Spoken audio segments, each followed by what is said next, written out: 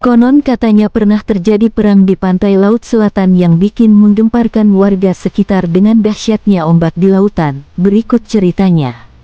Amarah Laut Selatan, pertempuran Nyi Roro Kidul.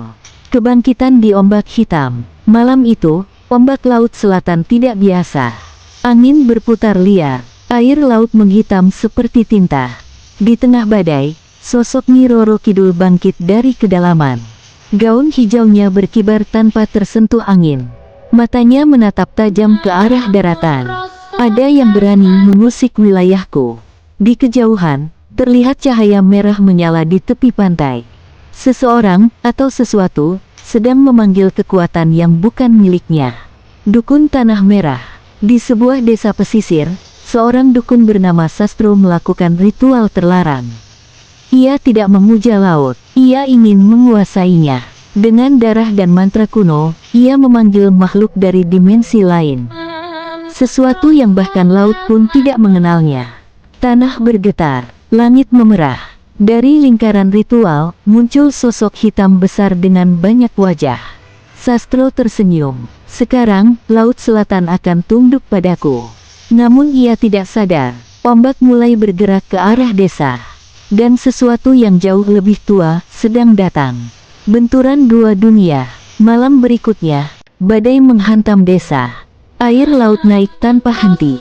Di tengah ombak raksasa, muncul Nyi Roro Kidul. Ia melangkah di atas air. Tenang, namun penuh kemarahan. Makhluk yang dipanggil Sastro keluar dari darat. Tubuhnya berubah-ubah. Wajahnya berlapis. Dan suaranya, seperti ribuan orang berteriak bersamaan. Pertarungan dimulai. Ombak melawan tanah. Air melawan kegelapan. Setiap benturan membuat langit retak oleh kilat. Harga dari keserakahan. Sastro mulai sadar ia tidak mengendalikan apapun. Makhluk itu justru tumbuh semakin kuat.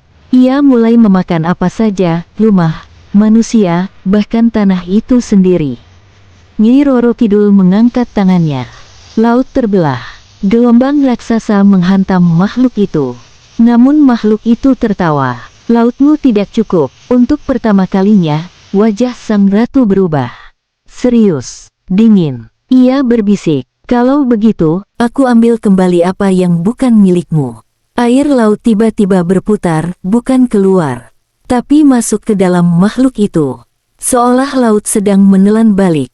Yang tersisa di pantai. Pagi hari, desa itu hilang. Hanya pasir basah dan puing yang tersisa. Tidak ada Sastro, tidak ada makhluk itu. Hanya suara ombak. Seorang nelayan menemukan sesuatu di pantai. Sebuah kain merah, dan bekas lingkaran hitam di pasir.